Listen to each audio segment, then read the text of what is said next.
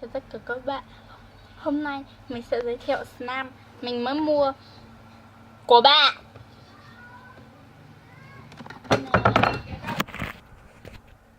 Đó, rất là đẹp.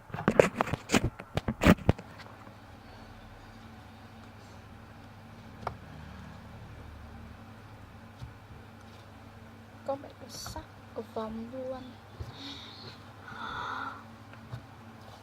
Ở đây có một cái cham cầu vồng,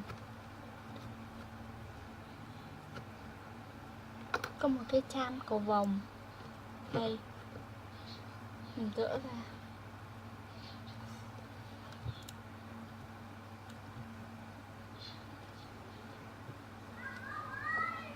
Một cái cham cầu vồng rất là đẹp.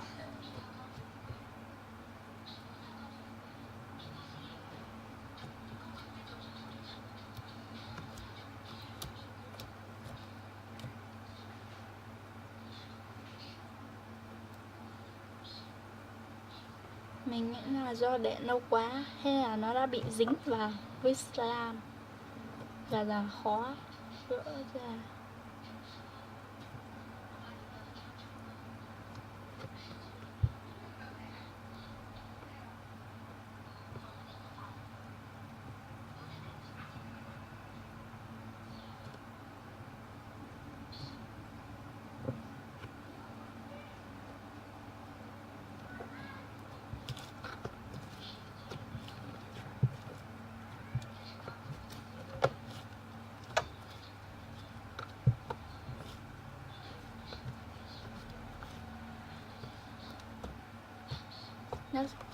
Mình nghĩ là trộn đều và nó sẽ ra màu tím.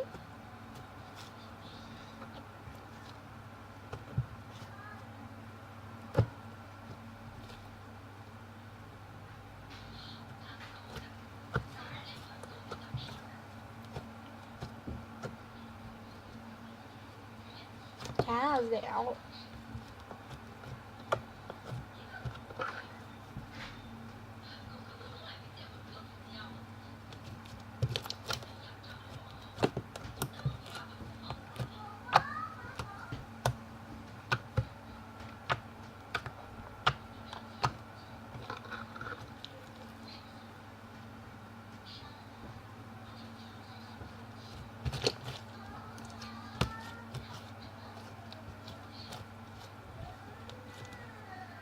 Không dính tay.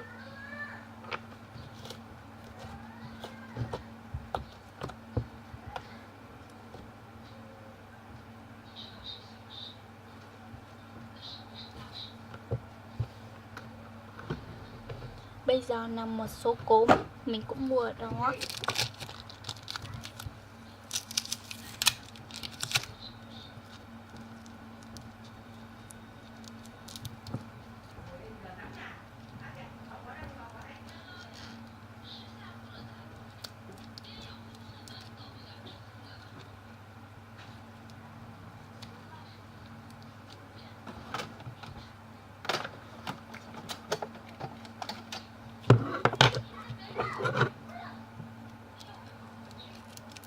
Bọc khá là chặt.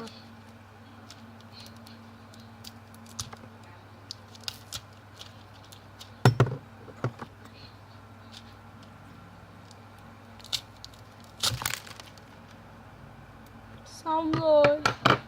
Trời ơi. Mình sẽ cho tạm vào đây thì nó bị rơi tung tóe.